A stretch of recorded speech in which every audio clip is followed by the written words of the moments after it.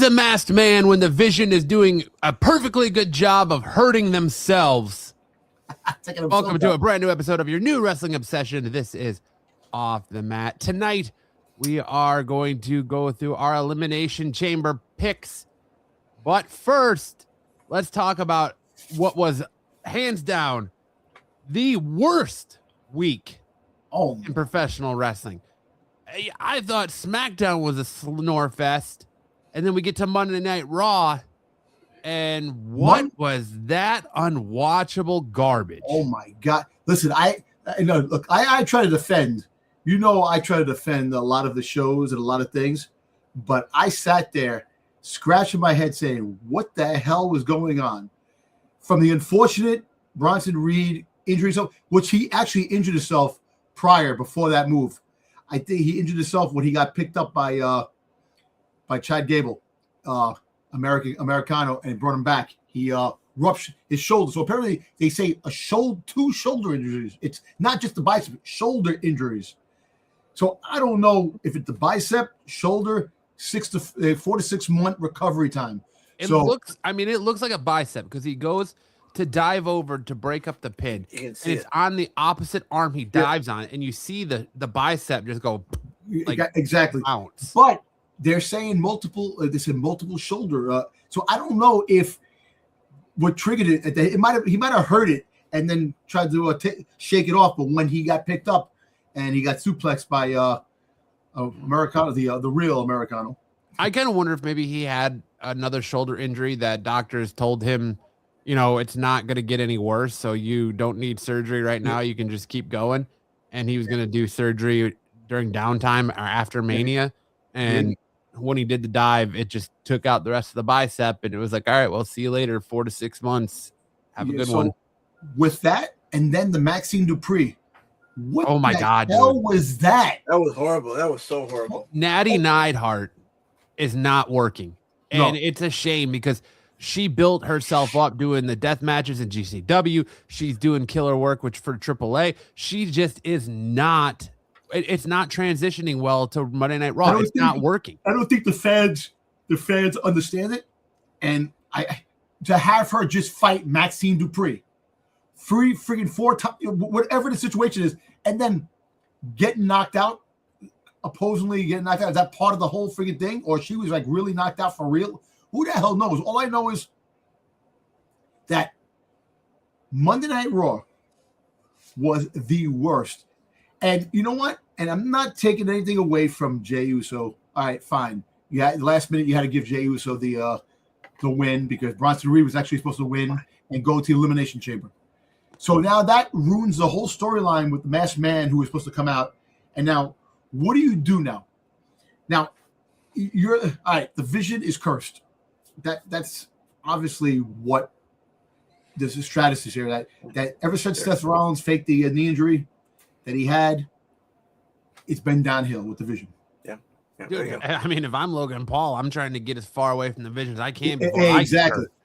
So, you got this. So that situation is that now Austin Theory is not generating with the crowd. No, he is not at all, dude. Not at all. No, it is not working. No matter what he's trying to do. The only bright spot is Logan Paul. Now, what do you do? Do you go and you gain substitute members for the Vision until everybody comes back? We still don't know Braun Breaker. We don't know when Braun Breaker's coming back. He's going to miss the surgery he had. He's definitely going to miss WrestleMania. He's not fighting in WrestleMania. So where do you go from here?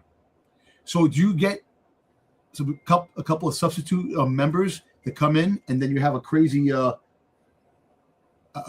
melee or down the road when everybody comes back and healthy, and Seth Rollins just annihilates everybody when he does come back?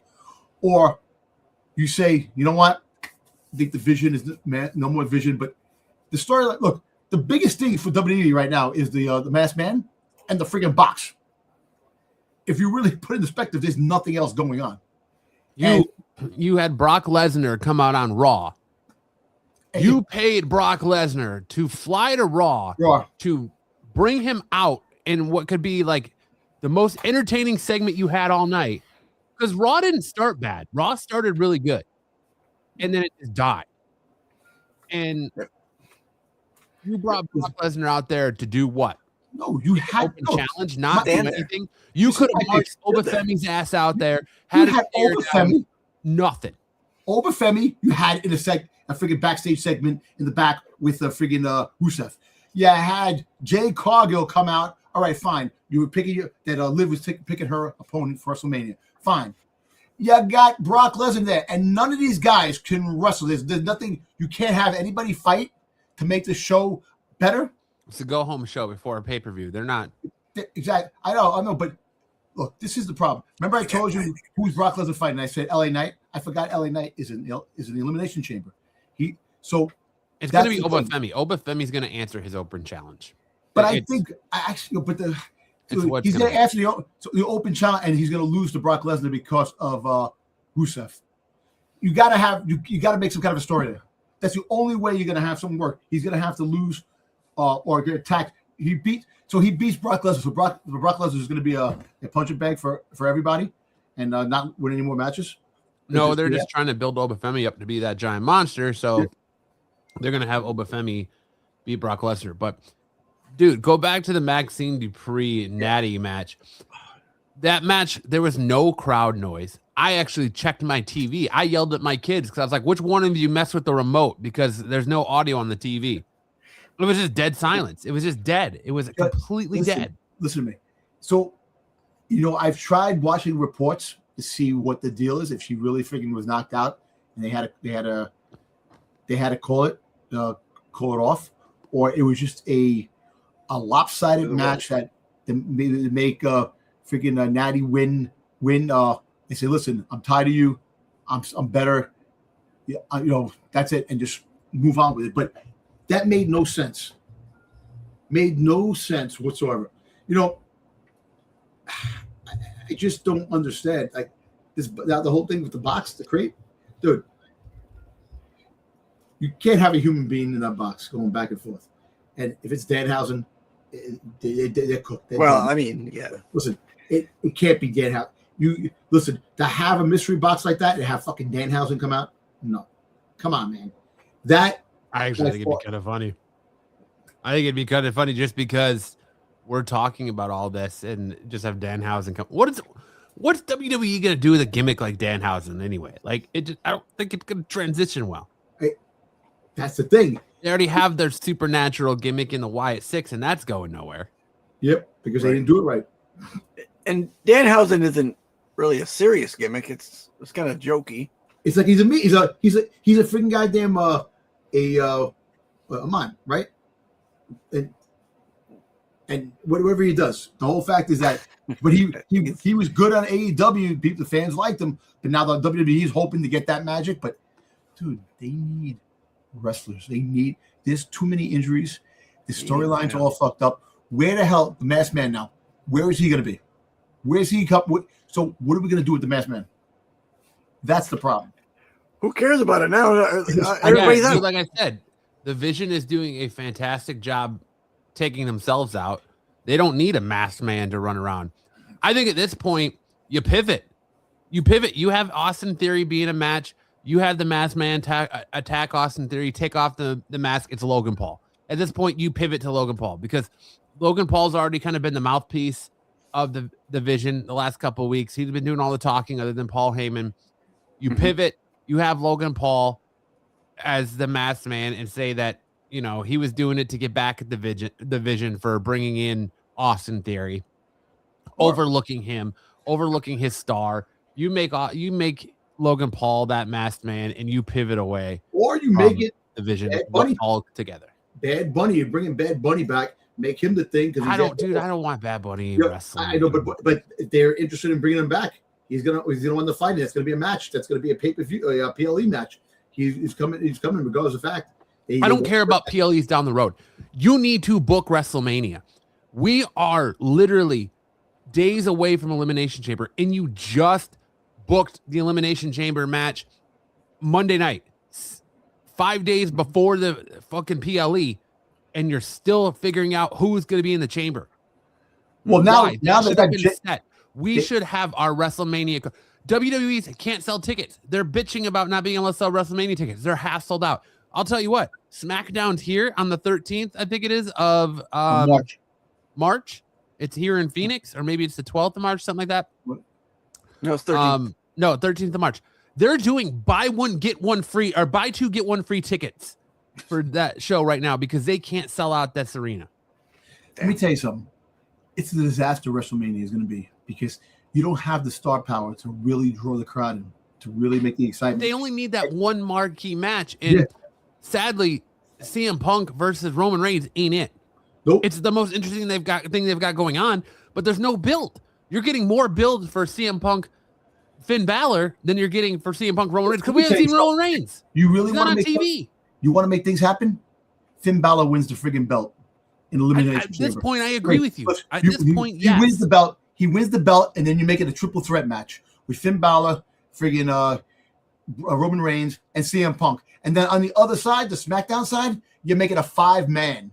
The hell with that friggin' Cody Rhodes, friggin' goddamn McIntyre. You have Jacob Fatu in there. You have all the competitors that are in the friggin' Elimination Chamber. Just about Randy Orton. You have everybody in that match. You make it a 5-way.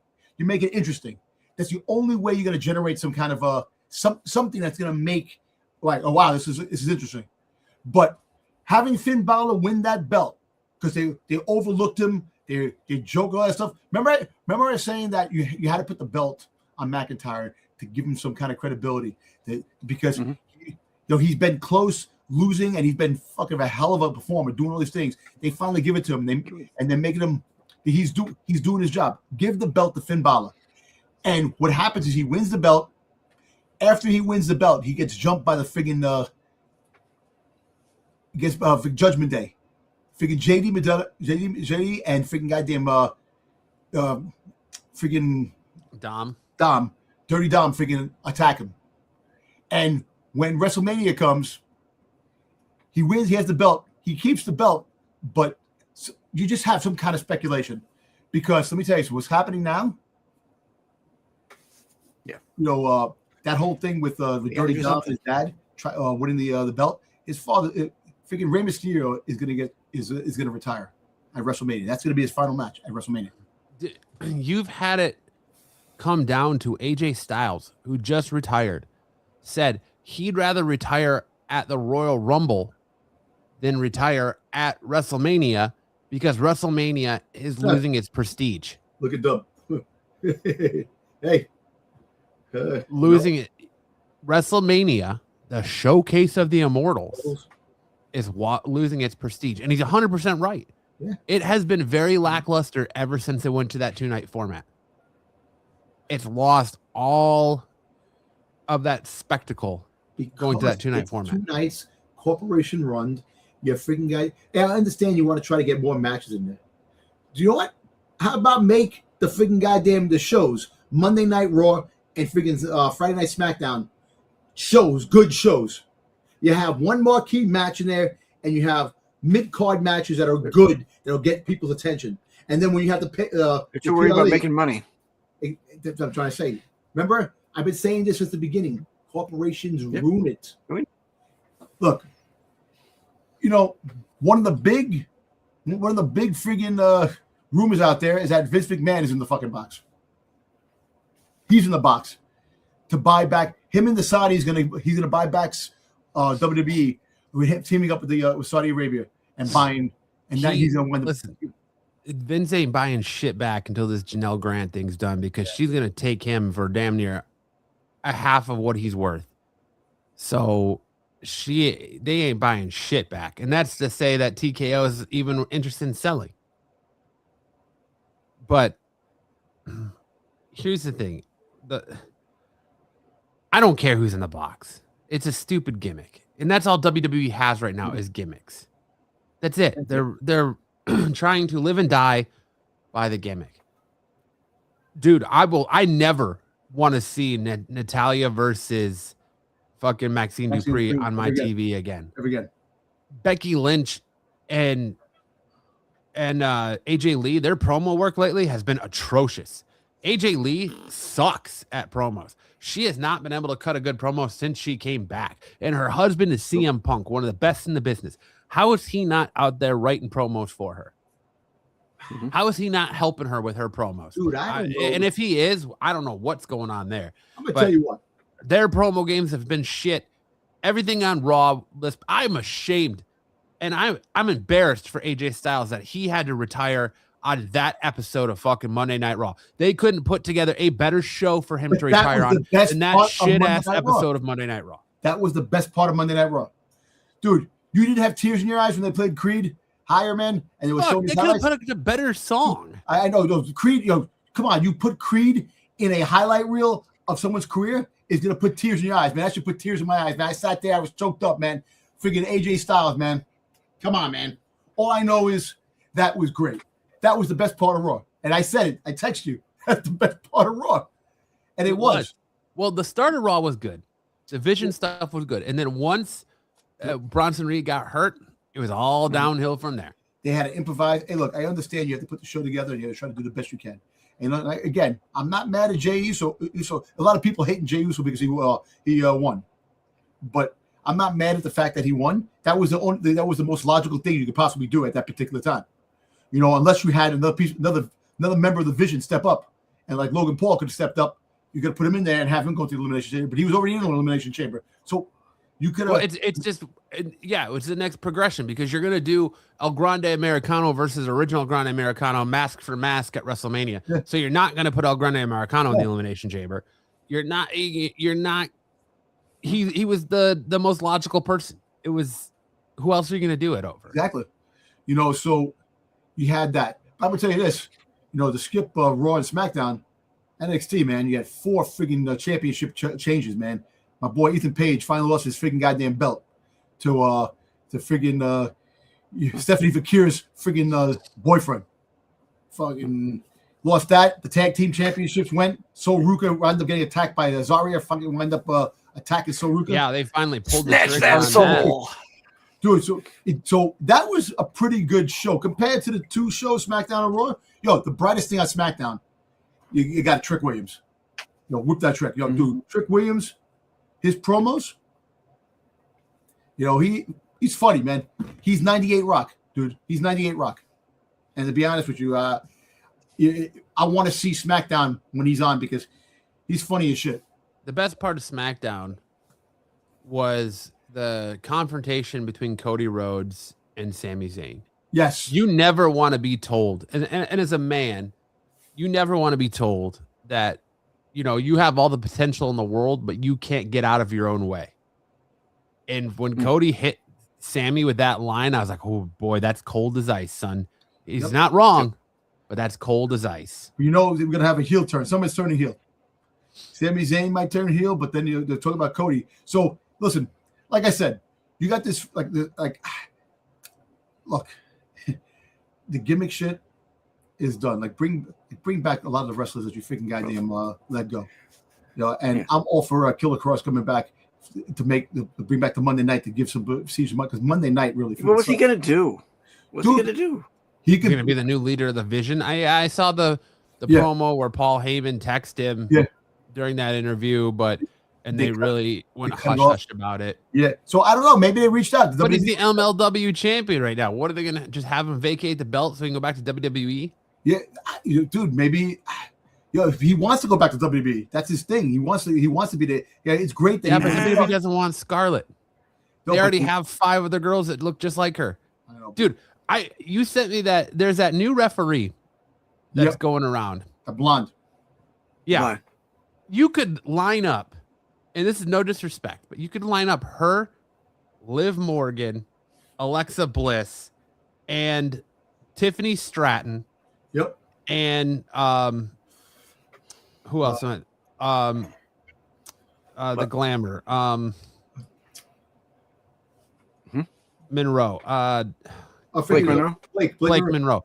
And I don't know if I could tell them apart. WWE, it's like create a character. Like they definitely have a type when it comes to their women's superstar. It's like rinse and repeat because they all look the same. You see the other thing? The other girl that's coming up, the new girl, the blonde. I just sent you. Yeah. She looks the same. I know it's generic. They all look the same, but you know what? You need beauty like that. I don't care, man. Bring them in. Yeah, look, cookie cutter. Hey, Scarlett is very attractive, compared to she fits with that whole thing. But you could bring her in and look. You're gonna have to change the gimmick up a little bit because they have Aleister Black and friggin' this girl, friggin' Vega, doing what Killer Cross was supposed to do with Scarlett. You can find some, like, you bring him back, you have him as the leader, the new leader of the division. And then you have, when Braun Breaker comes back, Braun Breaker's pissed. And he gets mad at Paul because of what's going on there. You got to change things up now because now the storyline, you can't, look, because of these injuries, you got to stop the storyline. The storyline is done. Whatever they were doing whatever they had planned has now stopped. There is no more. The only two members of the Vision left are Bronson are Logan Paul and Austin Theory, and Austin Theory is not working. Nobody cares. Nobody cares about Austin Theory, dude. I was sitting there on Monday night and I was like, I want this dude off my TV. I'm gonna ask you a question now. Seth Rollins comes back. Do you want Seth Rollins to have a feud with Austin Theory and freaking Paul? No. Absolutely not. And I don't want Theory to be on Rollins' team. I want Theory to go away. Right. They need to cut Theory. He needs to leave. He needs to cut his teeth on the indies. He is not going anywhere in WWE. Nobody gives two shits about Austin Theory and what he's doing in WWE. When he was gone for those months, I did not for 1 second go, I wonder what Austin Theory is doing right now. Same with Grayson Waller. Grayson Waller's a waste. You've got all this talent back there that you could bring in or you could be displaying on TV, and you're choosing to keep around Grayson Waller, Maxine Dupree, and Austin Theory. Austin Theory, yeah, may have been Vince McMahon's next guy, and look what good that was when Drew McIntyre was saddled with that. He had to leave and come back. And I think that's what Austin Theory needs to do, leave and come back, because nobody cares. He's not cutting it. Yep. Nobody gives two shits. Look, I'm gonna tell you. Look, the bright spots that they got going is Trick Williams and Lash Legend. I think Lash Legend is going to be a mega star down the road. Sadly, I think she's Naomi 2.0. Exactly. She's got the height. She's beautiful. She's just got the charisma about her, and she's got the moves. She can wrestle.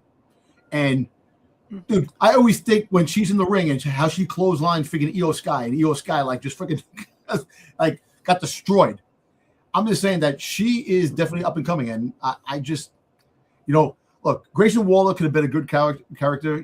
They could have really pushed him big time to do something. He could have been comedic and could have been charming and could have been freaking, all these things, and be we need Grayson Waller when he was in NXT. That Grayson Waller. Not the Grayson Waller they got now. What they created in NXT, that Grayson Waller you want. But I don't understand why they have to change things up. Like already with Soruka, they want to change her up. Why? The characters make themselves on NXT. That's who they should be in the main roster. That's the crowd. The people back that character because of what they are on that show. And then you're going to bring them up here, change the things up, and then the hell with it. There's nothing going on. Crickets. Because they don't know. Look, this, and we go again. You know what's funny, Matt? Months ago, we had the creative bankruptcy. All of a sudden, everybody's saying that now. All the wrestling shows are putting that in their thumbnails. We've said that. I've been saying it. I say it to anybody. We've said that for longer than a month. Exactly. We've been saying it long enough. I'm just saying, but we had that, and we talked about that over and over again. Yep. This is my thing. After the smoke clears and all these people on the show are no longer there anymore, you all retire. What are you going to do? There's no safe net in Brock Lesnar. There's no there's freaking Rey Mysterio. Seth Rollins. Freaking Cody just said that this next contract is last.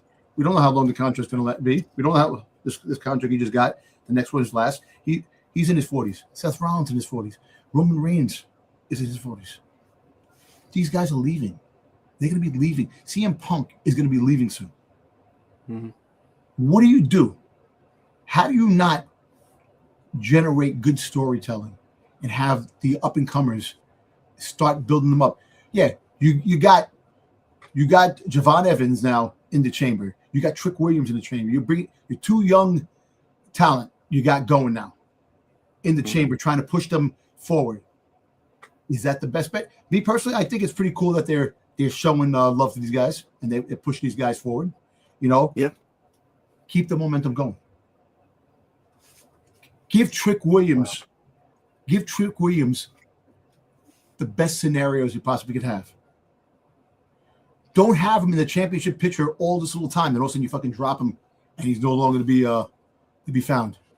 They need a massive shot of talent because now you have Evolve, and you have the ID stuff. You have the WWE, ID program. So you have those guys coming in at NXT. You got to push these people up to the main roster. Ricky Starks, Ethan Page should be called up now. Sol Ruka should be called up now because Zari is going to have her title match against JC Jane on Tuesday night. Sol Ruka is going to interfere in that, and that's going to start their feud. But Sol Ruka needs to come up, even if she's pulling double duty. Blake Monroe, you need to cycle and get rid of these people in WWE main roster you're not using. Like, why aren't you using Bailey? Why are we watching Maxine Dupree versus Natty? Yes, Natty's a legend. Natty has done great things, but it's not working anymore. So why are we getting Maxine Dupree? Why are you shoving Maxine Dupree down our throat where most of the time everyone's saying, I don't want to see her on my TV? She is literally a meme now, and that might be the best thing for her career.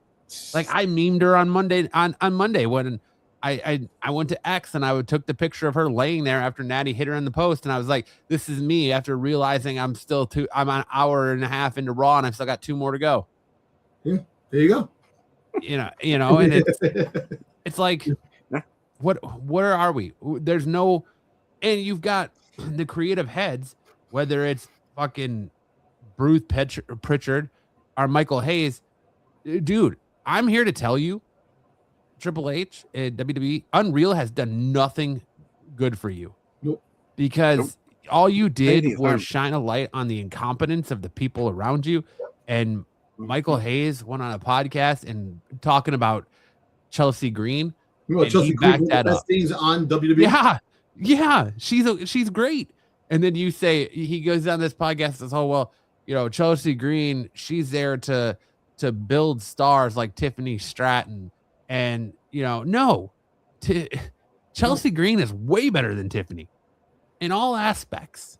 Maybe not the gymnastics background, but in all aspects, Chelsea Green is better than Tiffany Stratton. Why aren't we pushing Chelsea Green? What are we doing? And now she's hurt. You got all these injuries, and all these injuries are 100% because you're giving these guys, they come to TV and then they don't wrestle for a week. You got to get rid of Road Dogg. God, yes. Listen, this is my thing. My take. You got talent in the back that just sitting there that gets friggin' backstage. Absolutely, Dub. Absolutely. Backstage friggin' segments. Put them in the friggin' ring. Come on, man. The Creed brothers. What the hell? Friggin' Ivy Nile. You bring her out once here, once there, that's it. She should be in some matches. Make her a tag team champion. Do something. Build her stock up. The freaking goddamn Street Profits. The Motor City Machine Guns are backstage prophets walking around looking at freaking this dude laying on the box that Pixie freaking her husband is Gargano is like the president. Yeah. What the frig are we doing? Sad face. Well, I'm here to tell you, AJ's gone. AJ retired. Gargano's gone to AEW the minute his contract's up, and his wife's probably going with him. Yep. Rey Mysterio does end up retiring at WrestleMania. He's gone. I'm gonna tell you this. All kidding aside, he'll be in AAA. AEW, it's been getting pretty good. A lot of the matches are getting pretty good. Give or take. I'm telling you, once they get creative side going on that they're going to be a pretty good thing. They got some good wrestlers out there. They're going to start wrestling good, and you're going to get a couple of people you're going to sign. You're going to get, I'm telling you, man, WWE better watch out. WWE, nostalgia alone ain't going to freaking goddamn save WWE in the long run if they don't get their shit together and start really pinpointing the issues that they need to pinpoint. And I'm going to throw it out there too, and I'm just going to say it because I don't hear a lot of, I hear maybe one or two other people in the IWC saying it. And I want you all to pay attention and turn your volumes up for this one. If you are a wrestling fan and you are not sitting here criticizing the product you're given, and you're sitting here saying, it's all right, it was okay, you know, it's not as bad as you make it, you are part of the problem. You are part of the problem. You are enabling them to continue giving us this slop week after week after week.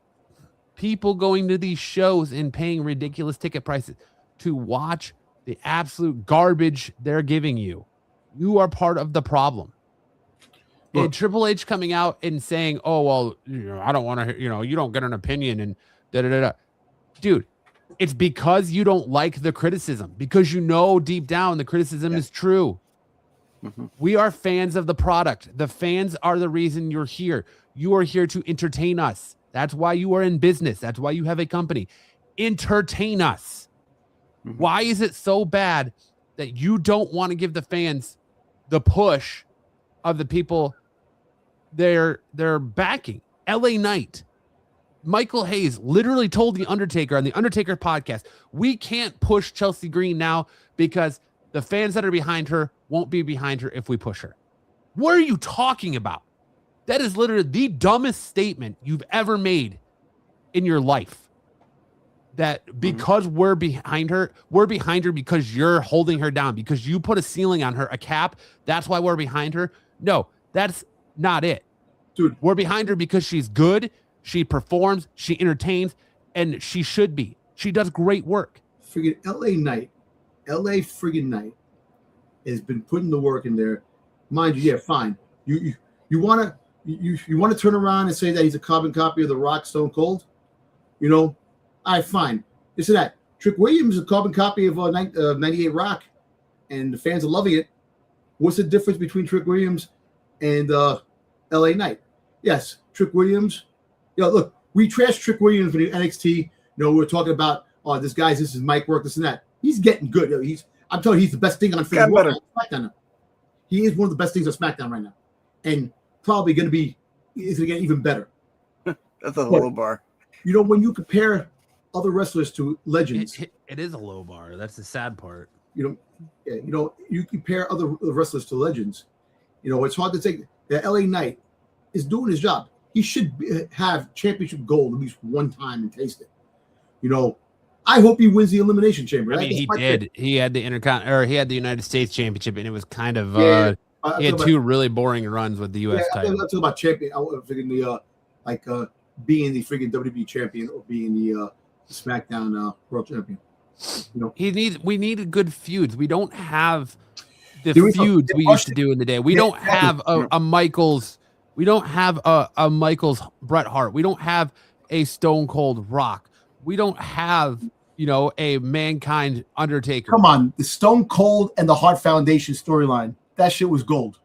Yeah, we don't. There's no good feuds like that. There is, because they're rushing it. They're manufacturing feuds. They're not doing the feuds like long-term storytelling and what they're supposed to, and have a long-term story about wrestlers. And then, you know, you play it out to the biggest pay-per-view or PLE, wherever it is, and then you end that feud, and then you go on to another feud.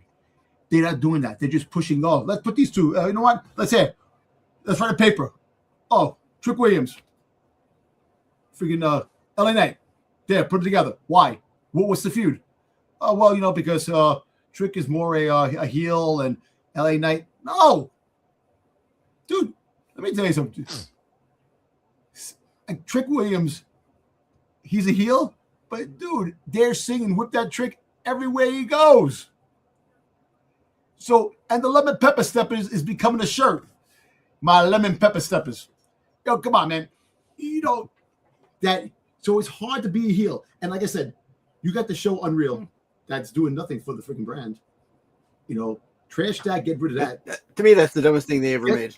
Get people. Maybe AJ Styles now signed a new contract with WWE to go behind the scenes. Maybe he could be a breath of fresh air in creativity in the back if they have him do that route. Have him be part of creative.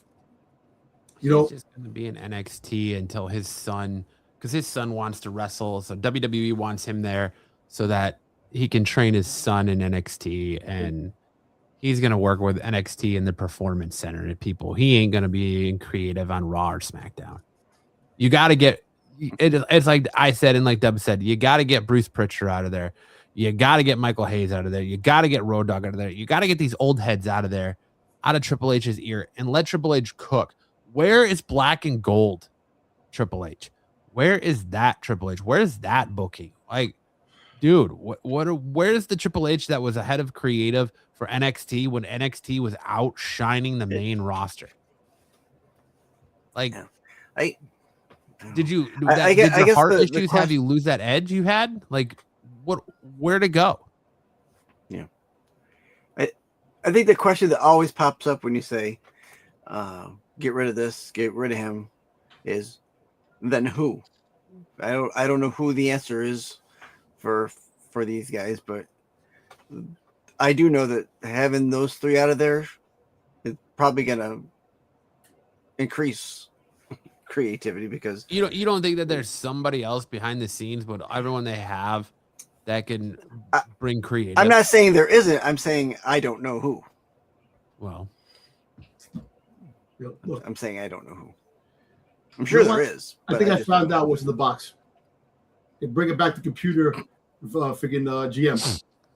They're gonna bring back the anonymous Raw general manager. Yeah. They're gonna bring that back.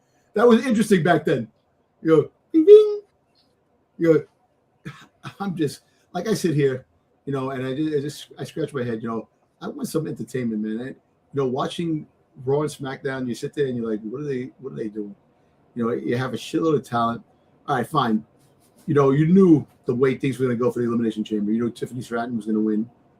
You knew all the main people were going to win.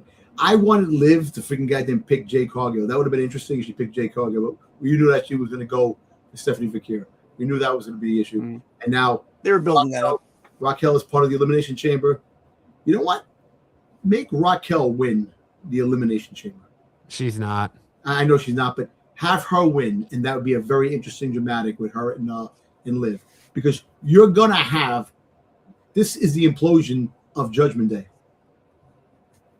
and the implosion started with Balor saying, freaking Finn Balor telling Dom, "Where were you? When I needed you, this and that. You want me to help you." So that's already started there. So if you have Raquel win the Elimination Chamber, and now Liv is going for Stephanie, you have her, and she actually picks. You can still pick anybody you want. She picks freaking goddamn Stephanie Vakir. So you have two people going for Stephanie Vakir. You can't tell me they can't do that. No, I mean, the winner of Elimination Chamber gets to pick any champion. Any champion. It's not just the Raw or Smack or the opposite world champion. I think it is the opposite. Triple H made it to where if you win Elimination Chamber now, you can go after any championship.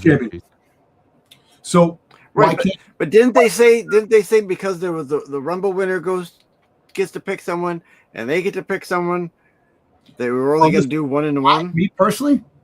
I want to say it was at Survivor Series, or no, maybe it was right before before I think the it was Rumble. At the Rumble. I heard he made the announcement that at Elimination Chamber he was changing the rules to where now the winner of the Elimination Chamber can go after any title they want. It doesn't have to be the world title. They could go after the Intercontinental. They could go after the U.S. title. They can go after any title they want. They go after the Speed Championship.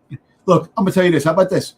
How about you have the last two performers in the thing, and they both counted out the two performers, and you both like you freaking you say Tiffany Stratton and Raquel, both freaking count both shoulders down and 1, 2, 3.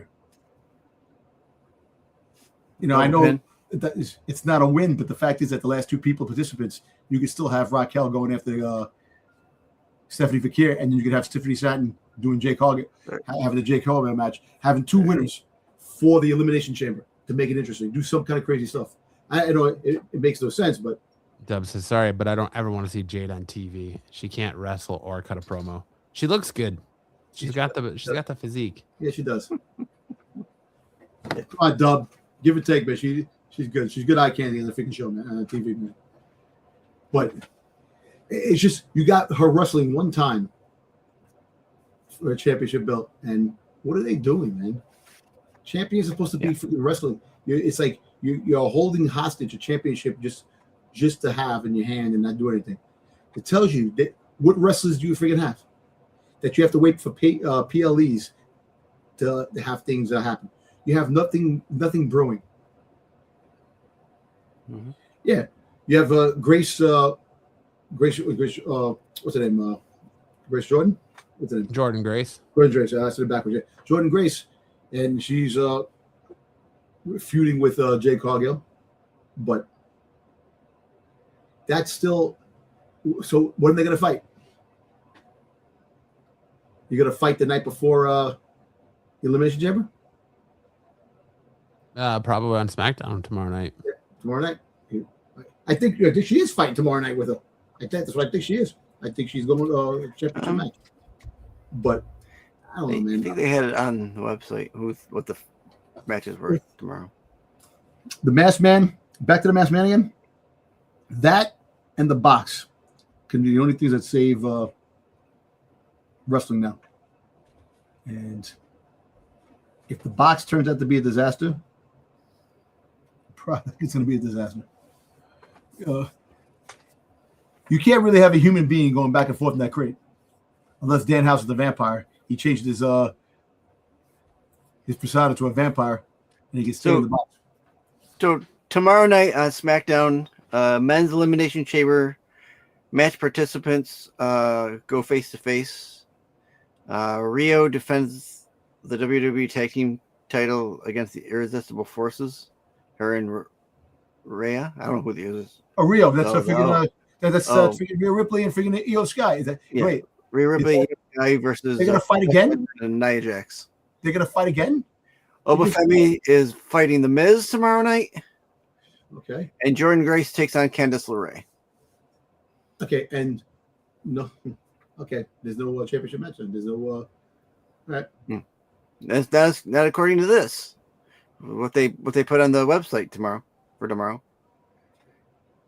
Which when we get to the preview for Elimination Chamber, I mean, Matt pointed out when he was looking through the slide, hey, Sticks put it in an empty slide. Well, that's because they always add something at the end. So I figured put one in there, leave an empty one just in case. Because who knows? So maybe that will trickle over into Elimination Chamber. Maybe one of these matches is going to be like a half hour, and that's it. Quick. You're going to have some conversations. You know? Look, they need to pump some new blood. I'm telling you, the next, like, after Ethan Page lost the belt, call Ethan Page up. Have him come up. Have him be he can be part of it. How is the main roster not his next stop after losing the belt? You gonna put him into a feud? Unless they're gonna put him in unless they're gonna put him in the NXT Championship picture again. Yeah. And Ricky Starks, the same thing. Bring him up. And Ruka and Blake Monroe. Bring them up. You need and the thing they're going to look at is, do we have people to replace them? Because they got to bring up from LFG and that. Yeah. You put two of them on a SmackDown, two of them on Raw. So Ruka goes to Raw. Blake Monroe goes to SmackDown. Ethan Page is going to go to SmackDown. I think that. And then you have Starks going to Raw. this way. But I don't know. It just, you can sit here blue in the face trying to figure out what creative is doing and what they plan to do, and you scratch your head every time they do something and say, why? Well, yeah. Why? But as we've said, probably since last year, PLE is too close. The creative is only going for pops instead of storylines. I don't know how long we've been saying that. So that's and we're still there a year later.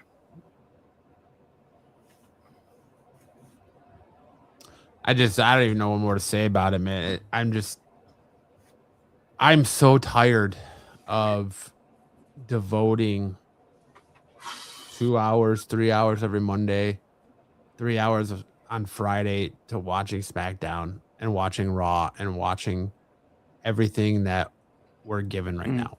And we come on here every week, and it's not to shit on professional wrestling. No, not at all. That's not. We love the business. We are fans of the business. We are passionate about it. Yep.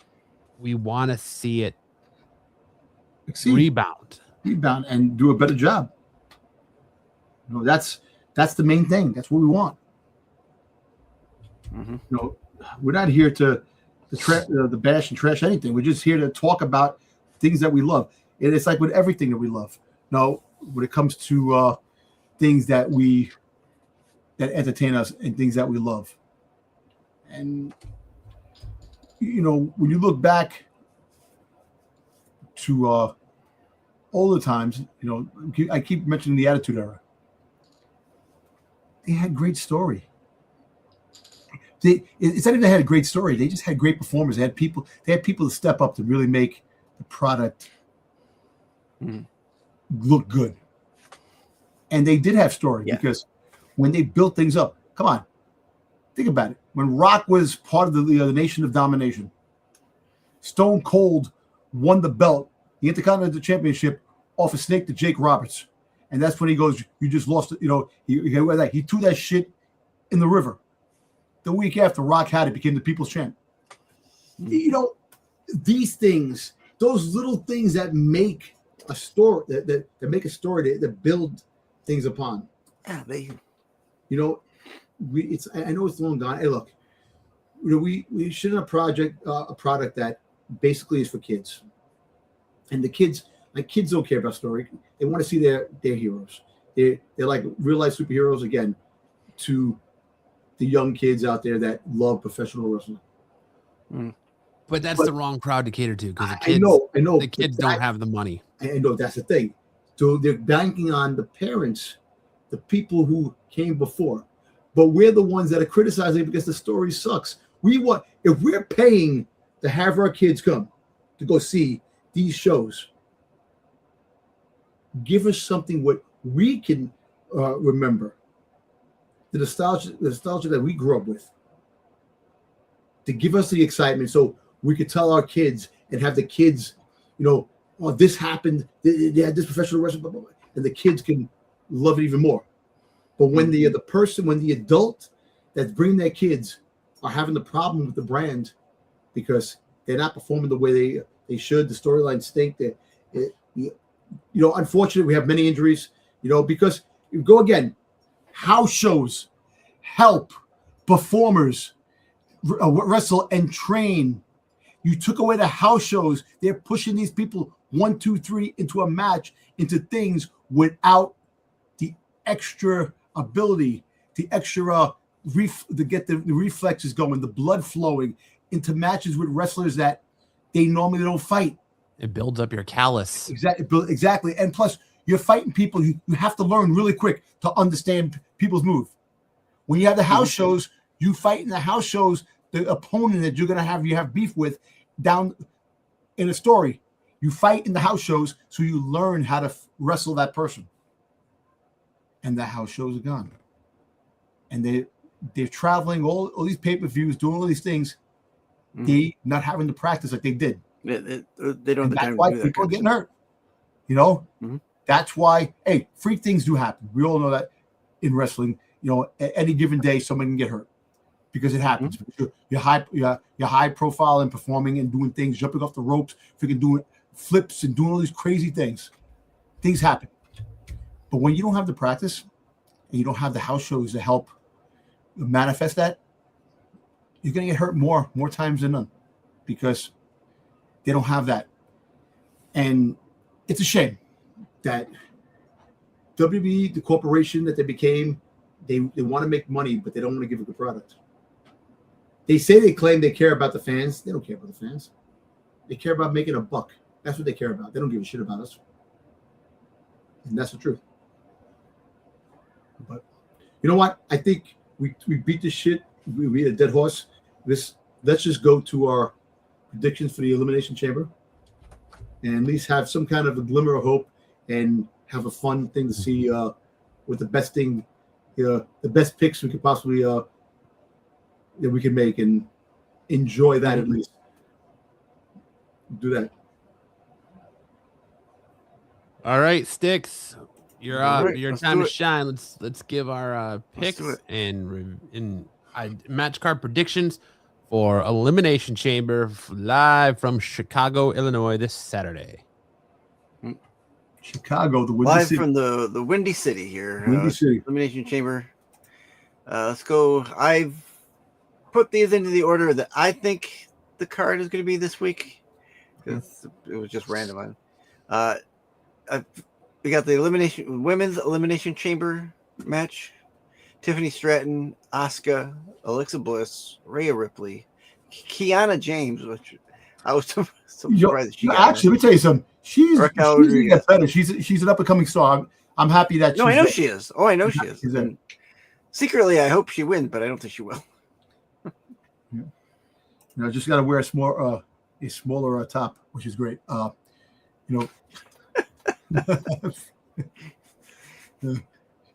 She's becoming my a favorite of mine. Her and Julia.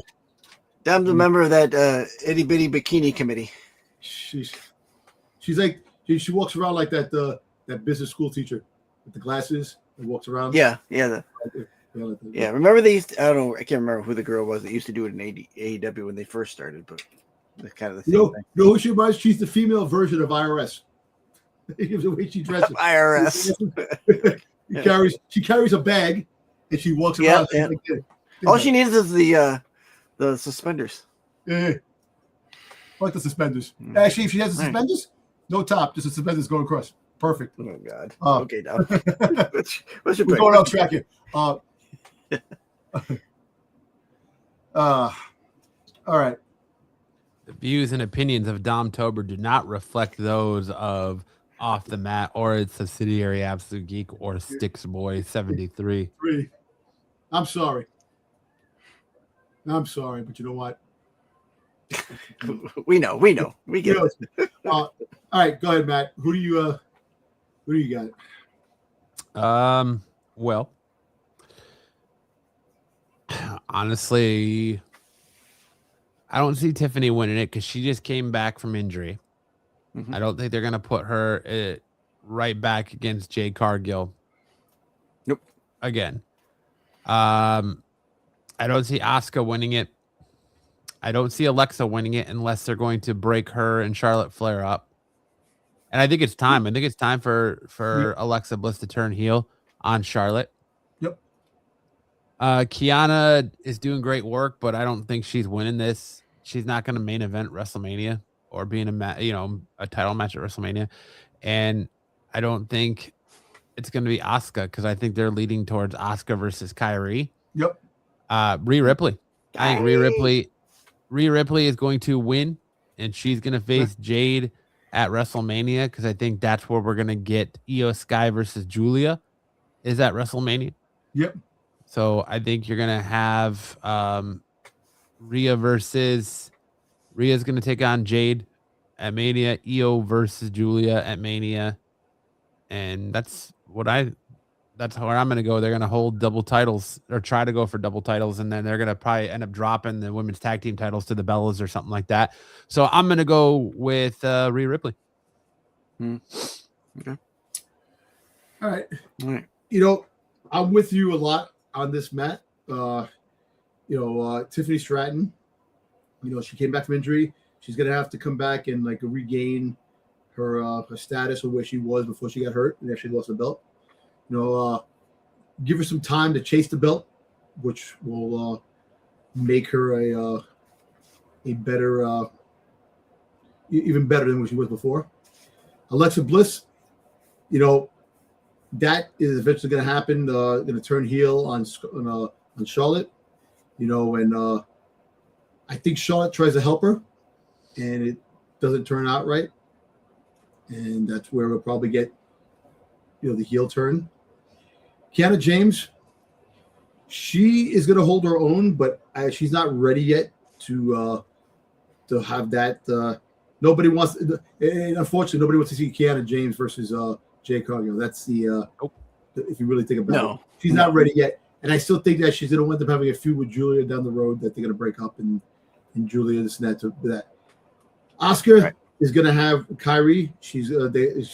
That's building on that. Now you have Raquel Rodriguez and Rhea Ripley. Yep. I would love to see Raquel win and cause problems with Liv, but they can't. They need a fighter to fight Jade Cargill. So to have that'd be a waste. I got a feeling that Liv is going to try to help, and she's going to wind up losing, and that's going to cause that rift right there with Liv Morgan and Raquel. It's already building. It's already building up to a feud with them down the road. I got to go with Rhea Ripley because the marquee Rhea Ripley is the most popular candidate, most popular wrestler. They want that marquee name in WrestleMania. They want if Bianca Belair was there, Bianca Belair was the all-out favorite because they wanted Bianca Belair versus Jade Cargill. That's what they really wanted.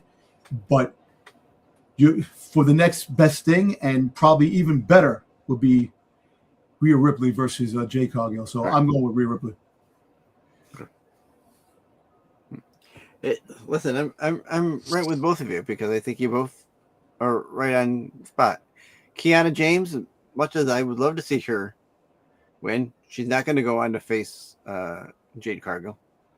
They don't want that. Asuka, like you said, they want to build up to this Kyrie match. Kyrie's probably going to interfere, causing Asuka to not win, so that'll further that along. Raquel, I mean, if she wins, that would kind of put something like, let's say that Liv beats Stephanie, would you pick and go on a face Liv? Thinking Liv would probably be the easier path than why would she face Liv? Well, that's what it could be an easier path than going through Jade. Well, you mean Stephanie's the champion right now? Well, that's why I said if Liv were to beat Stephanie, then they would go on to. Well, I don't think that would work, right? That doesn't work. Yeah, that doesn't work because that's down the road. That's down the road. So if Ixnay, that's why I was asking. Why are you throwing Liv into this? I was thinking too far ahead. I just think if you have Tiffany win, you run the risk of her drawing a lot of comparisons to Charlotte Flair, and that's what the comparison to Charlotte Flair now is that there's three things in life that are guaranteed: death, taxes, and Charlotte Flair winning a title when she comes back from injury. That you run the risk of giving that same trope to Tiffany Stratton, and I just don't think she had the title for a long time. She lost it to Jade. No harm, no foul. Like that's it. But like you said, Rhea Ripley is the hottest shit in wrestling right now in women's wrestling. How are you not going to have her in the main event at WrestleMania? Right. So, I mean, you were right. I think you're right on. Tiffany just coming back from injury, not winning. Alexa, not winning. And you're right. Rhea Ripley is the only choice here, the only key marquee against Jade Cargill. Especially if Bianca's not coming back. Especially if Bianca's not coming back. Yeah. I think right now, honestly, you turn Alexa Bliss heel on Charlotte Flair, and you have Alexa Bliss for Charlotte Flair at WrestleMania. And I think it's going to happen. I think that Charlotte's going to try to help her, and it's not going to go. And then it's two, because she threw her out of the ring, and the ring in Royal Rumble, and that hit hard. And I think this is going to happen. It's going to be a mistake, and she's going to end up losing, and that's what's going to turn heel. And we might have that as a match at WrestleMania. Yeah. So, all right. So all three of us are picking Rhea Ripley on that one. Yeah, up next, the man Becky Lynch versus AJ Lee for the Intercontinental Championship. You go first, Sticks, on this. Good. Does there have to be a winner? Because I don't really give a shit, I guess. If AJ wins, what's? I mean, she's already. Then would put her. Is she gonna be full time, or is she just gonna be? Are we gonna get matches like we've been getting with Jade Cargill once every blue moon? I mean, so I think Becky's more in for the long run as far as her status as a player in the game. So I'm picking Becky because I don't think AJ's going permanent at any time. I think she's still part-time whenever she wants. This match to me is a waste of time. It's a waste of time. It's a setup for Mania. I think who gives a shit? They're gonna run it back at Mania, and I think it's gonna be that, Becky is gonna retain AJ is gonna win, but Becky's gonna retain the title due to shenanigans, and AJ is gonna call her out, and they're gonna run it back at Mania, and that's when AJ wins the belt at Mania. My heart of hearts says, why not have AJ win it in Chicago? Her first singles match back, she wins the Intercontinental Championship in Chicago. Well, there's where my head comes in and goes, it's her first match. If her first singles match back, it's her third match, right? Third match, third match. Third match in 6 months. She came back.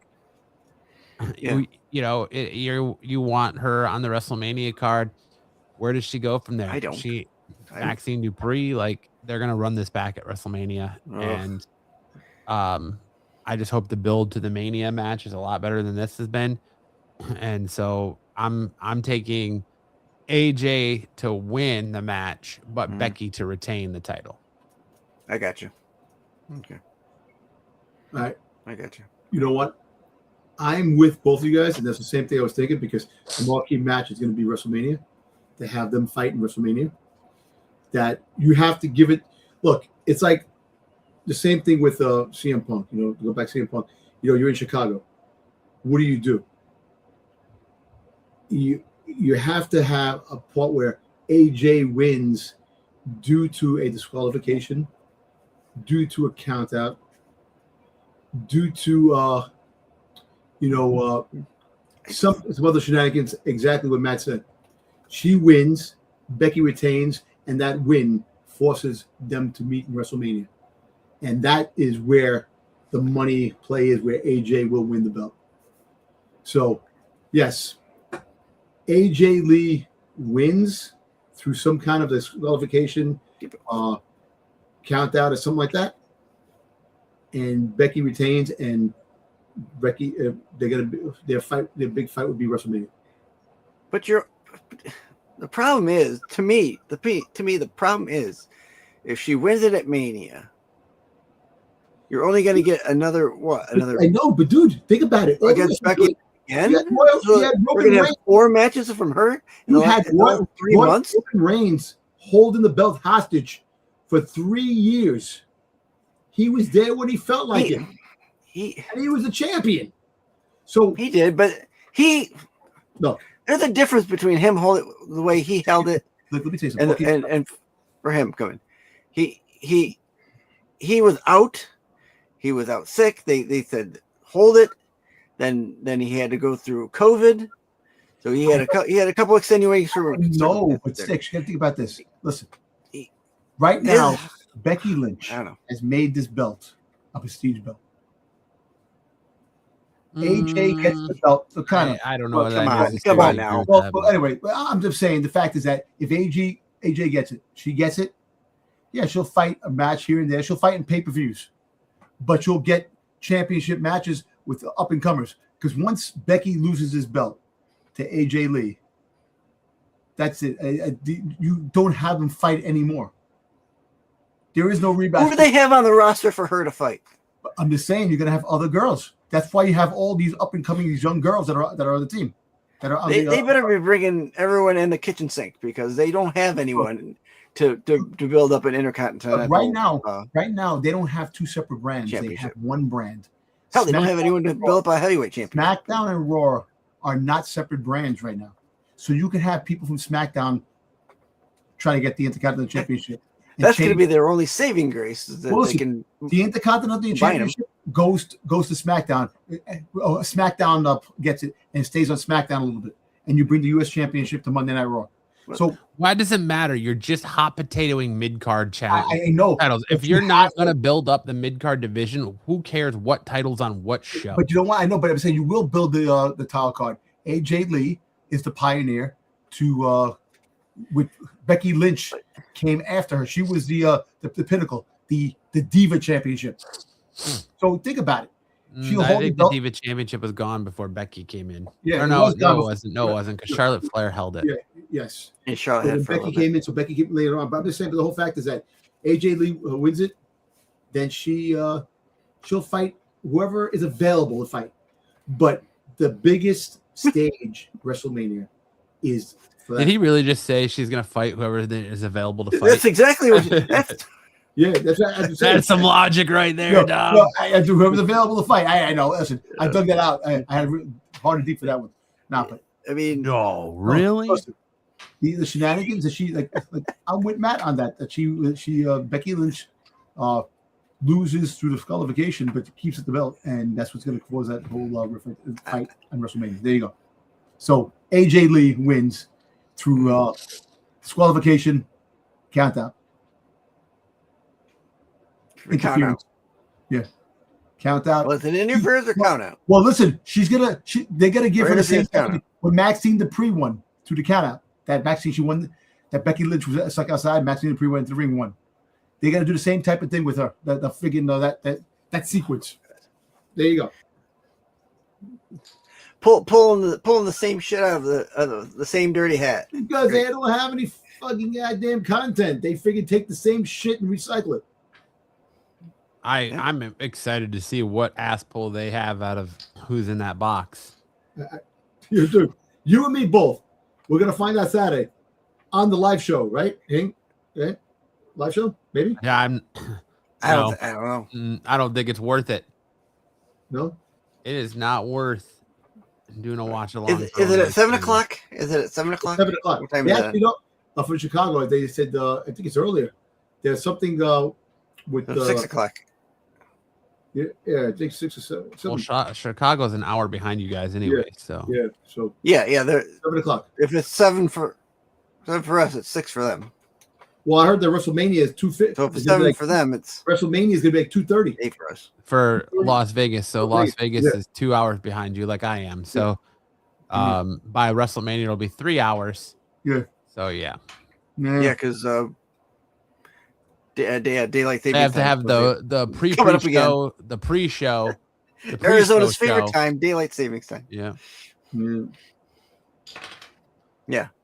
Okay. All right. Yeah. I mean, if anything, well, I was gonna say we can transition from SNS to a watch show, but okay. Let's go next. We got this. All right, let's go to the next one.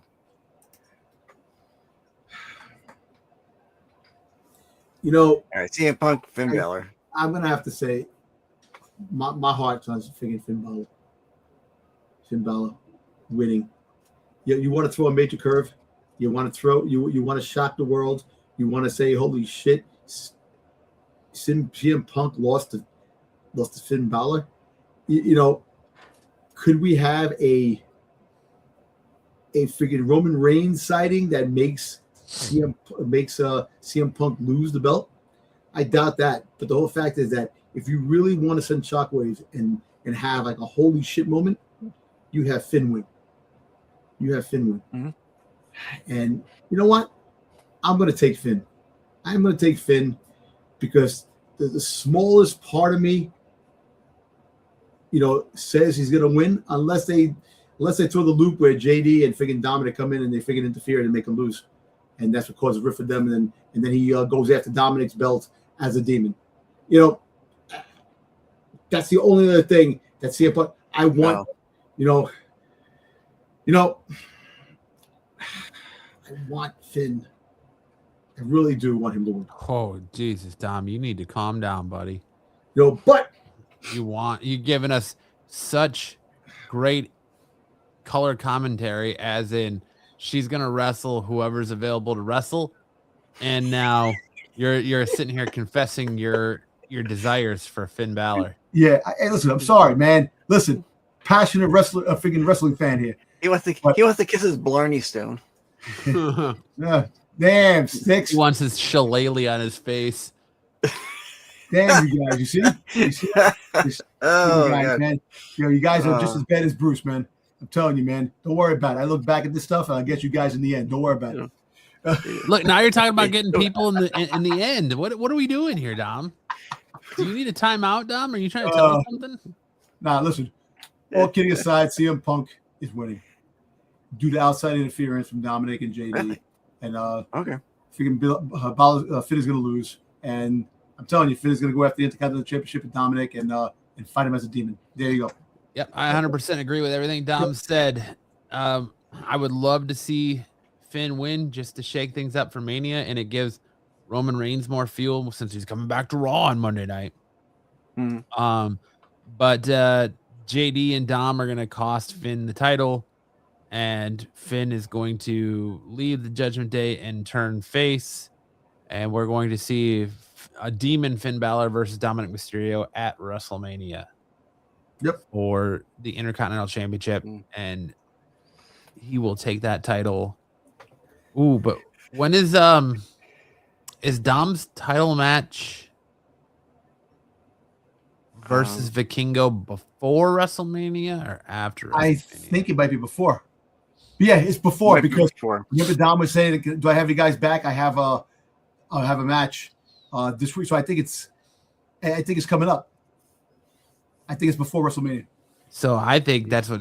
Okay, so that's going to even add more to it. So I think that Dom's going to cost Finn this title. So Finn's going to cost Dom the AAA Mega Championship, and then that's going to lead to Finn versus Dom at Mania for the Intercontinental Championship. If Dominic can't fight, and if he won't be able to fight for the belt ever again, if he loses. Yeah, he has to leave AAA. Yeah. Oh, yeah. So, but I'm taking Punk.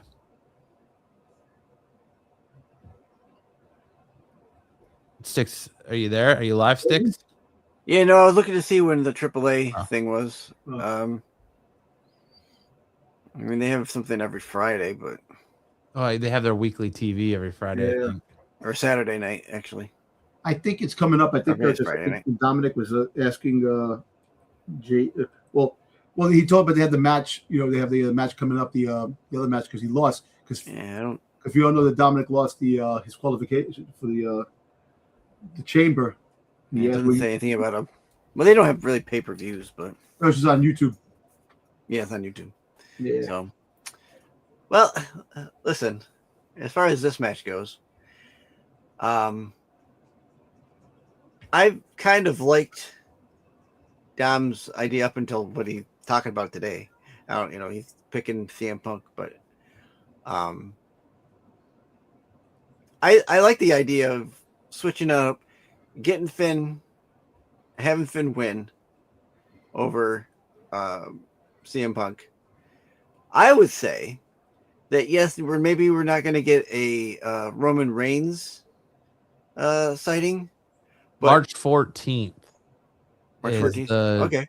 Reyes. So March Reyes 14th yeah. is when they Okay. fight. Oh, okay. Okay. So yeah, that's right in the middle there. But we may not get a Roman Reigns sighting, but we damn sure might get a Drew McIntyre sighting. And the one thing we've had is Drew has been coming in, interfering with these matches because these guys he still think they're on his ass to get that championship. I think he will interfere with CM Punk so that Finn wins. There you go. Mark that one down.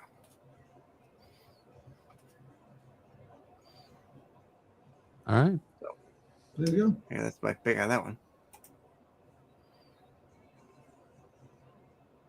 Which leads us into the men's Elimination Chamber match. Randy Orton, Cody Rhodes, Javon Evans, LA Knight, Trick Williams, and Jey Uso.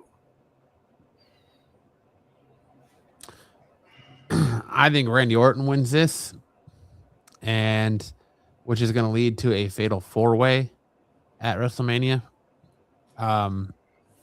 So essentially, I think it's going to come down to Cody Rhodes, Randy Orton.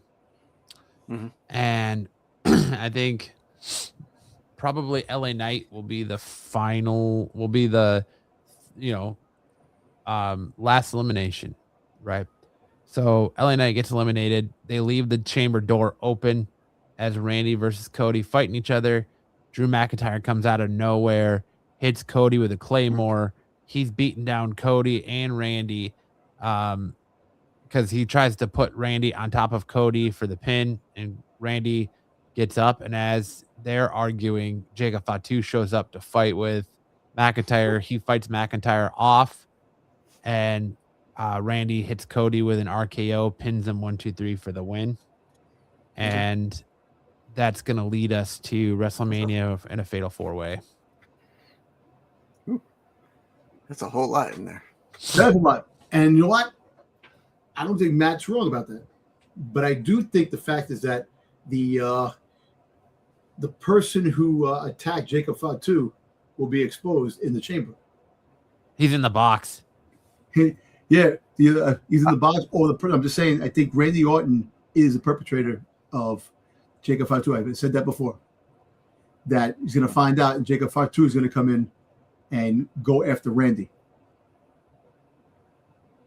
Go after Randy, and it's going to be a huge melee.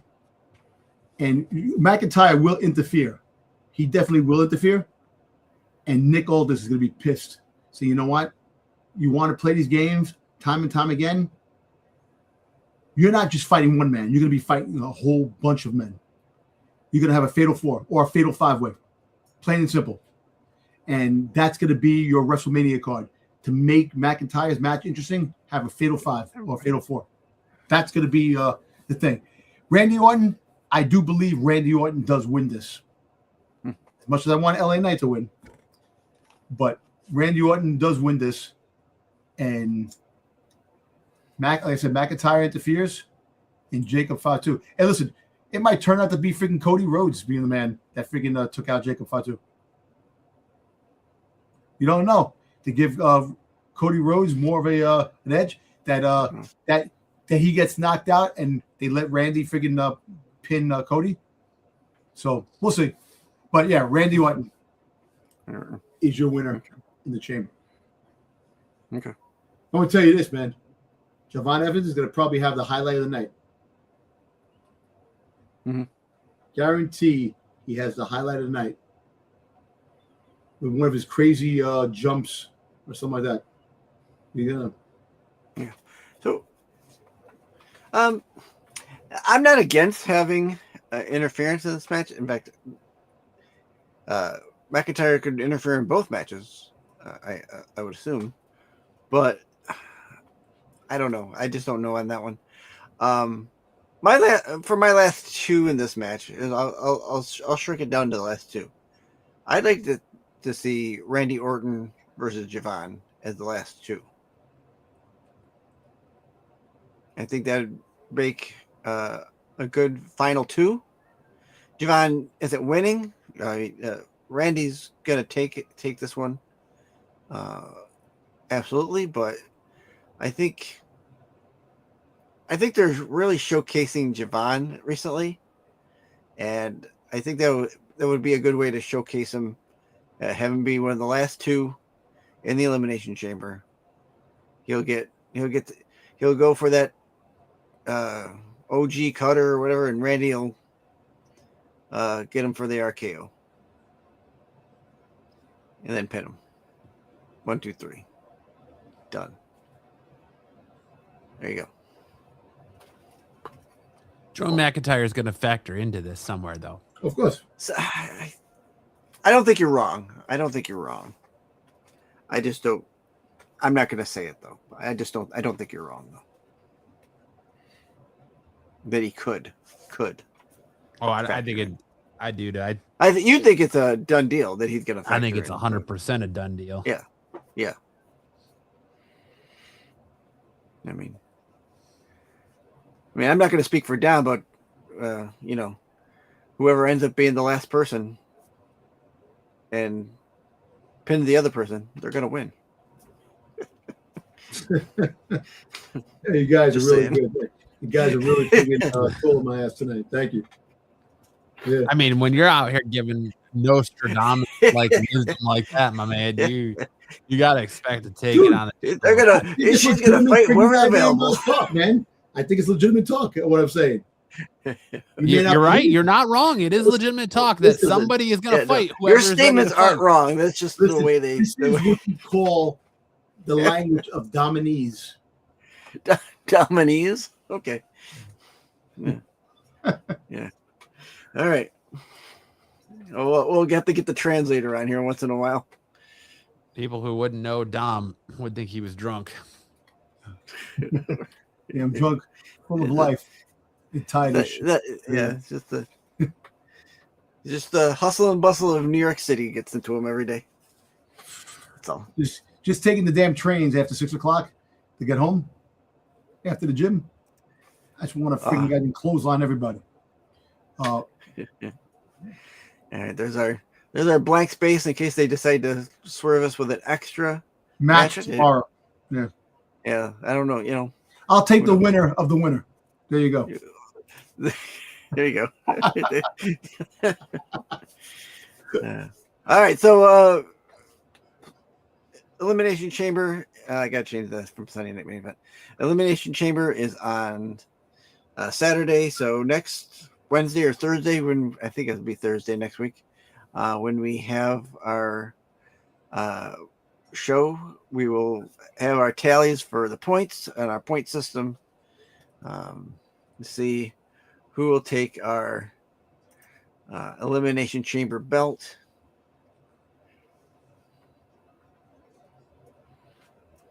I think that's a great looking belt, if I do say so myself. That is a good looking belt. That's a solid looking belt there, Sticks. There you go. This is nice. So, I mean, I expect these. I expect this to be a good night. I mean, hopefully it's better than what we've been getting on SmackDown and Raw. So let's hope they save the good matches for their PLE. And the good, we can only hope. So there you go. There's our picks for Elimination Chamber. Appreciate it, boys. Done did good. We picked the picks that we wanted to pick, so there you go. I just can't wait to see Jade wrestle whoever's ready to wrestle. It's gonna be exciting. I hope she's ready to wrestle because she hasn't done squat.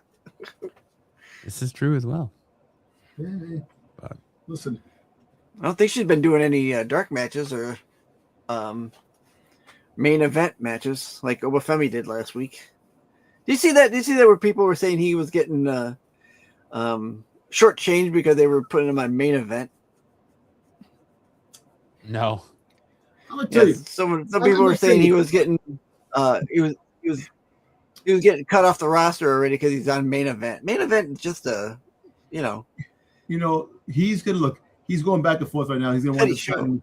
He's gonna sign with friggin' Raw, and then Royce Keys when he comes in, friggin' he's gonna come Powerhouse Hobbs. You know, he had that powerful interview with Stephanie about his brother and stuff like that. You know, which was really. In my opinion, I think they only had him on there because of the small controversy they had with him and his age. Well, yeah, that came up. Yeah, well, how about telling that friggin' Tony Khan used to give him unconsented hugs when he didn't like and then he said that his dad his dad is on the files. I don't know. That's kind of crazy, but who knows what the hell the situation is? But you know, he hasn't been fighting because there's no. See, again, you got a brand new dude that just came into the fold. How is he not fighting? Yeah. How do you not have him show up? You know, I'll tell you what. I think the best kept secret in SmackDown right now is Kit Wilson with his freaking toxic masculinity. I think he is. I think he's the total bright spot, right? One of the total bright spots of the show. I'm not doing necklace, but I think he is. You know, he's. Yeah, I don't know. Listen, I'm not going to deny that his new entrance music is catchy and singable. Yeah. You know, if only his wrestling was as good as his opening music. He's going to be a jobber. He's going to be he's going to be losing a lot of matches. You know, I have nothing against him. I know they're just waiting out to get his tag team partner back. I don't know if he's coming back. That's the whole thing. I think his injury. Yeah, I don't know if he's coming back or not. We're going to see what happens, but that's why they pushed him into singles. But you know what? It is what it is. You know, which is funny because they pushed him into singles. Why aren't they pushing any of these other guys into singles when they're Gargano should be doing anything but planking on top of a box. That's what he was doing. He was like, I know, like a dead fish on top of the what the hell thing. Like you got these guys, you got Faxium just sitting in the back doing nothing. You know, they're backstage entertainment. Mm-hmm. Yeah, I don't want what are they called? What are those actors called? Felons or not felons? But, the stand-ins. Stand-ins. Yeah, I think that's the name of it. Extras. Oh, extras. Like an extra. You know, you just stand in the background talking to someone in the background, way in the back, that you can't even see what they're talking about. You know, but whatever. Rotate your talent. Put them on TV. You don't need the same guys on TV every week. I mean, some you do, but not everybody. That's why their divisions are lackluster and boring, and you see the same faces all the time, and these guys in the back are just sitting there collecting a paycheck. You know, waiting their turn. Backstage segments. I want to see. Put them in the damn ring. Stop having backstage segments. Yeah. What was it? Was it SmackDown one week or Raw where we had like 5 backstage segments and like 3 matches? Raw this week just had figured all the segments in the back. You had Rusev. You had Rusev friggin' Obafemi stand down. Obafemi. Yeah. You know, you had Jay Cargill just coming out. Let's not get into it tonight for AJ. Yeah. Hey, you know what's funny? You see Abyss when they knocked the closet. He came out of the closet. He came out of the. Oh my God! You could tell. Oh my God! I loved Abyss when he was in TNA. I loved Abyss, but seeing him in that outfit made me think he was like had lost 900 pounds. When he knocked at the door to get Abyss, I'm like, what is Chad Gable? For a second, I thought Chad Gable shaved and cleaned himself up. It was knocking at the door. I'm like, why is that not Chad Gable? I'm like, yeah, Frank Kazarian. Yeah. So it was like, and then Abyss comes out. Like, oh my God. About TNA, friggin' Elegance, friggin' beat the shit out of Mickey Jane on the platform. So I don't know if she's coming back. It happened tonight. She got beat up. Yeah, I saw that. Yeah. But I don't know. Matt, what are you thinking? About what? Yeah. I said, what are you thinking? You're like that quiet, staring out into the unknown wrestling world. I'm just listening to you guys talk about what happened this week. I don't think anything worth talking about happened. So I'm just listening. Not really. No. Look, I mean, this is the thing. Like every week, I know we have got problems about the shows and stuff like that, and they got to do better. They just definitely have to do better because it's a product sinking ship really fast, and it's unfortunate. It's unfortunate that you'll have the people that will defend it, and like you said, the problem that the people who defend it saying they don't care. Those are the ones that are keeping it, doing it that way, and that's unfortunate. Because you want to see a better product. You want to see a decent show where you have a good storyline that makes sense and good writing, and you don't ask for a lot because at the end of the day, even Freddie Prinze Jr. He has his podcast, his wrestling podcast, and he talks about wrestling. He talks about the shit product. At least he had some good ideas when he was writing for WWE. He had some. You need to change that whole direction, that whole back office, the whole back, and get a brand new creative team that could put a breath of fresh air and new life into a product. And you have to find a new conditioning program for some of these wrestlers that, it's hard to believe that these wrestlers are getting hurt at the rate they get hurt. It's crazy. I know things happen, but damn, I don't think I've ever seen wrestling in my life that all these guys are getting hurt all this time. I remember when Triple H ruptured his quadriceps, and he was out for a long time before he came back. But you still had Stone Cold, you still had The Rock, you still had Shawn Michaels, you still had a lot of people that can carry a brand. Mm-hmm. There's nobody to really carry these brands. You got all these guys getting hurt.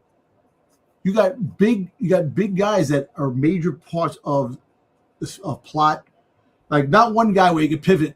You got 2 or 3 guys out in the same team, and there is really nobody else like that can carry the brand like it used to be carried by the big names they had. And it's unfortunate.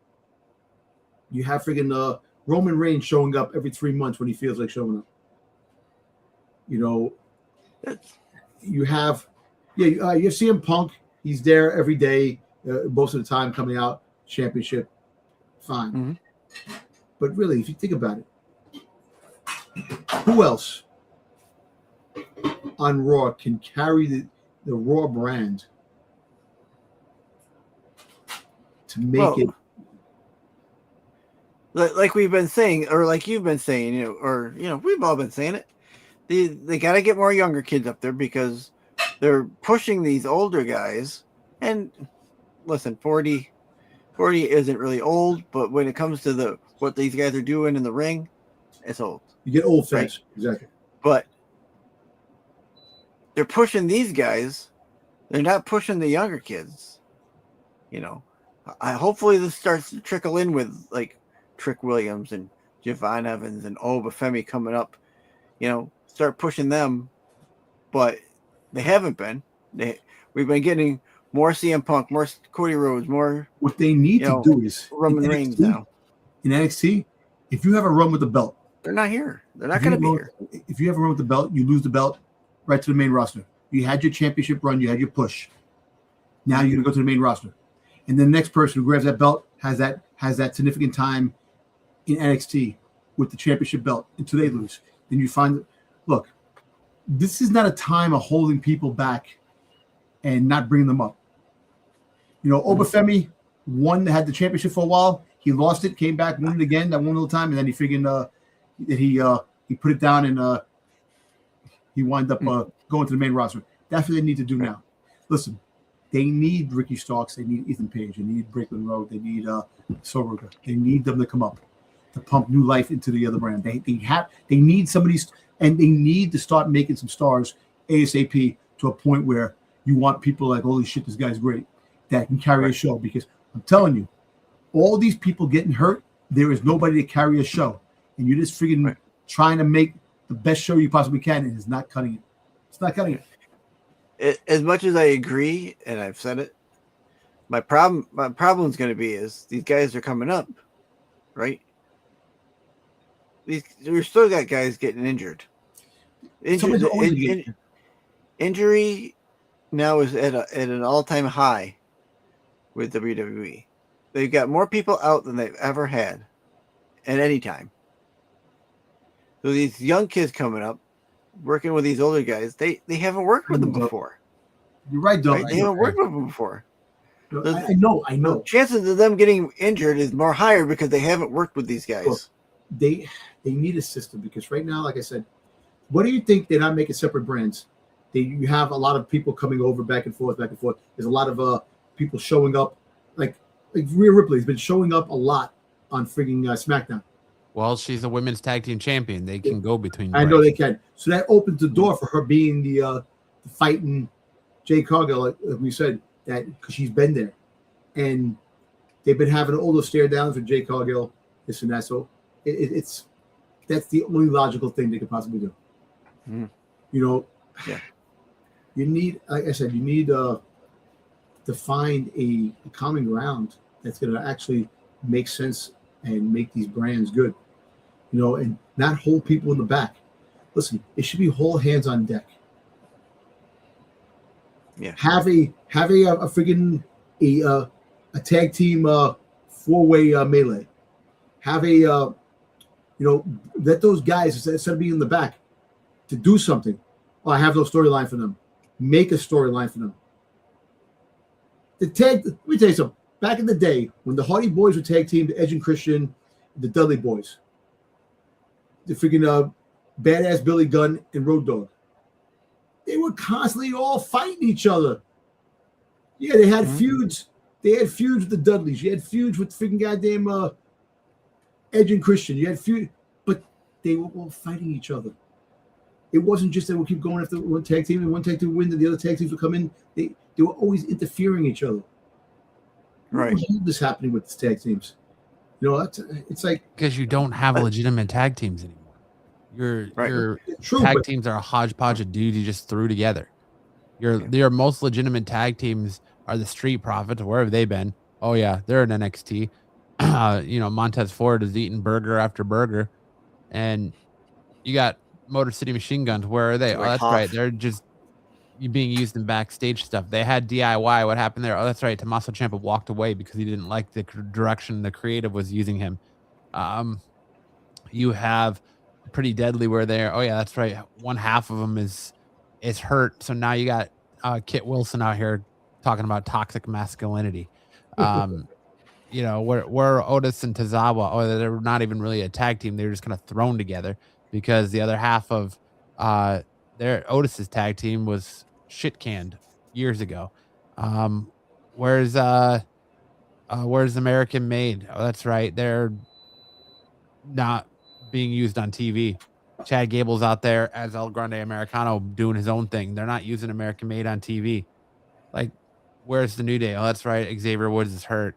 They have no tag team division. Their tag team division is a fucking joke. Nope, there's nothing.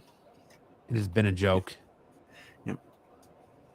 The Attitude Era that we talked so highly of had so many tag teams, that they could just keep that rotation. We don't have a rotation now. There is no rotation because they keep either getting injured or breaking them up or releasing people and not thinking about, And we're getting closer and closer to Mania, so that means after Mania, we're going to get cuts anyways. Yep. So who knows? We'll start having Future Endeavor watch. Who's going to get Future Endeavored first? Bet you R-Truth gets cut again. I think so too. I think his little re-sign is almost up. Yep. So I don't know.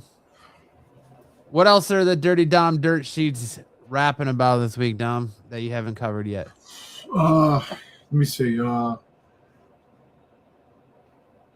they were talking about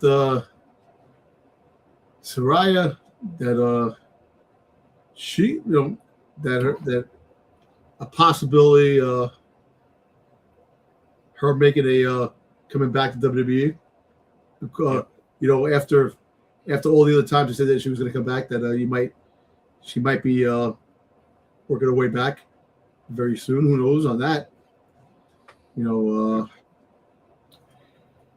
I might be the best time for her because they don't have they really do need women. Listen, women. Another thing too is you get Nikki Bella and Brie, right? They going after the belts now. Where are they? Where are they? How come they not showing up now? After the Rumble, where are they? Oh, because they had that one spot 2 weeks ago. Yeah, but you see, talk spot. You bring them back. Listen, WWE lived off of segments. You have them come out and you have them talk. You have people getting ready. I'm going after whoever the tag team championships. We're here, and you come out. You still make your presence known. I'm tired of them not friggin' utilizing the talent they have, and then they release people. Then they release the wrong people, the people that can make money. Killer Cross. But what happens when the talent they have suck? Maxine Dupree, and Natalia. You know what said? Then that's the thing. These are all freaking. Jade Cargill. Jade Cargill, she doesn't suck. Just the fact is they haven't freaking goddamn. There's nobody to freaking fight her, which there are wrestlers back there to fight her. It's just that WWE creative sucks. Listen, they can have. Listen, Jade can have matches. She could just have, even if they're squash matches, have her doing something. Have someone, yes, we hate the whole open challenge BS that they give us every here and again. But have her have a match, for God's sakes. She hasn't had a match since Night of Champions? Really? It's just. I mean, it's what it feels like anyway. I don't know, man. They got to do something. They got to do something quick. And I'm telling you, what's in the box? What's in the box? Better be worth it. It's listen. I'll tell you what it's going to be. That's the biggest reveal. That's going to be the biggest reveal for freaking the chamber. What's in the box? I'll tell you what it's going to be, or what WWE wants it to be. A big pop. It's going to be Jake Paul. Whoop-de-doo. We got 500,000 likes on Twitter for this. Whoop. IG's going nuts. Vince McMahon, The Rock, Chris Jericho. It's gonna be Shane McMahon. It's gonna be Shane McMahon. It's gonna be Mark Henry and Mae Young's Mae Young hand the glove, the blue Palmolive glove. Hornswoggle. Oh my God, that's too big of a box for Hornswoggle. It's gonna be two Hornswoggles on each other's shoulders. Yo, Ric Flair's coming out of that box. What's that other guy's kid's name? Ric Flair. Oh God, Ric Flair. It's gonna be Gilbert. The newest member of the Vision. Ric Flair can't even do an insurance commercial. You want him to come in and do a match? Get out of here. It's gonna be Vince McMahon's long-lost identical twin brother, Kennedy McMahon. Shane McMahon, the new GM. I mean, if you're looking to have a McMahon on there, that's probably your only choice. They're going to bring back the bra and panty match. And then Dom woke up. Puppies! It's going to be the next wrestler who's ready to wrestle is going to be in the box. It's going to be Nick Hogan, Hulk Hogan's son. It's going to be some guy they signed. No, it's Pat McAfee. He's going to be... He's coming back. They want to make him legit. Oh, you know what? It says it's going to be on a PLE. That kind of friggin' makes sense. Put him at on the announcing booth. Yeah, that's what's in the box. Going back and forth. It's going to be McAfee. Oh my God. If it's McAfee, that you have a human being. I watched SNS. He goes, I'm a human being. Vampire. I am a human being. I'm happy. Happy. I'm healthy. Healthy. I'm a human being. I am a human being. Human being. Yep. I was watching that part. I'm like, oh shit, that guy is a vampire. Even my wife seen it. My wife goes, that guy looks off. I'm like, hey, dog. Dude, but how many followers that guy has? How many friggin' followers that bastard has? Probably a lot. A lot, right? But look, they need to have a strong PLE with this Elimination Chamber.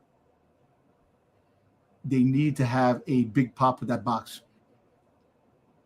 They need, or what's going to happen is if this PLE turns out to be a so-so, WrestleMania is definitely in trouble. WrestleMania is already in trouble. It's in trouble, but it's going to be even worse. There's all the major outlets are reporting how there's panic backstage. They have no card set. The only match they have set is Roman Reigns versus CM Punk, and even that's in flux. It's just total chaos backstage. They gotta have five. They have to have a five man or 5 woman melee for each championship. Each championship have friggin' do something. The people you don't use them. Just do something. They got to pump something up. They need to make a star. They need to have something come out. Have Ethan Page be part of it. Give me Ethan Page. Bring Killer Cross back. Bring his ass back, man. Let him be part of the leader of the division. Don't need it. I don't know, man. Why? So he can get injured too? Dude, everybody's going to get injured one way or the other, man. Freaking wrestling breaks your body. Especially if they're in the stable called Division. You don't want to be a part of the division. Division's cursed. I mean, with a name called Division, you think they'd see it coming by now. You gotta have freaking Logan Paul. It was me. I'm the masked man. It was me. At this point, I don't even think the masked man is dude. Listen, interesting. Let me tell you something. Whatever's in that box has something to do with SmackDown. I don't even think it's coming to Raw.